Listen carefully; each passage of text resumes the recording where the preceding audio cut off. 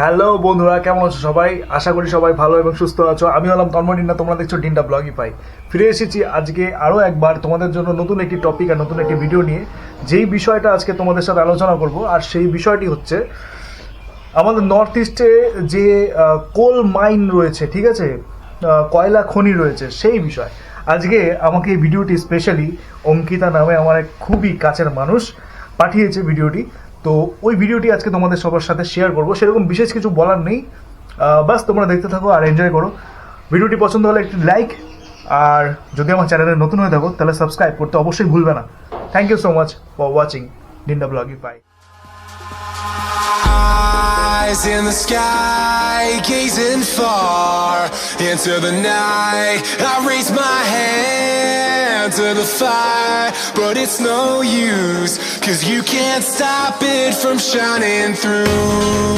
It's true, baby, let the light shine.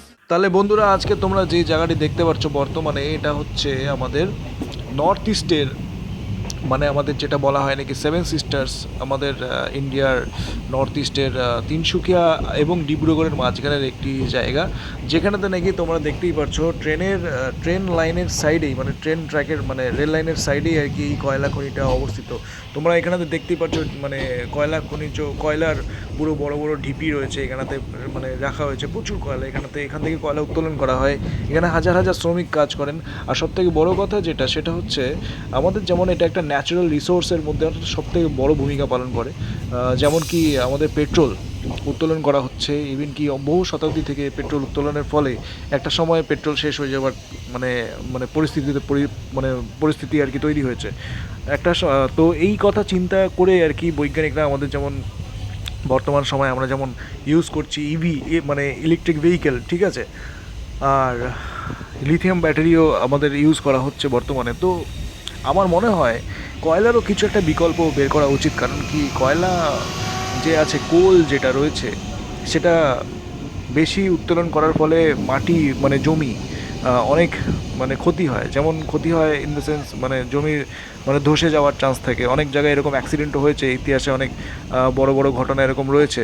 আর নিত্যদিন তোমরা নিউজে হয়তো দেখতেই পারো যে এরকম ঘটনা ঘটেই থাকে, ঠিক আছে। অনেক হাজার হাজার পরিশ্রমী মজদুরের জীবন চলে যায়, অনেকে আটকে পড়েন, ঠিক আছে। তো আমার মনে হয় এটা একটা যেমন রিস্কি জব, ঠিক আছে, তো সেরকম আমাদের পৃথিবীর পক্ষে, আমাদের মানব সমাজের পক্ষে, কল্যাণের পক্ষে একটা দুশ্চিন্তার বিষয় হয়ে উঠতে চলেছে বর্তমানে, মানে ভবিষ্যতে।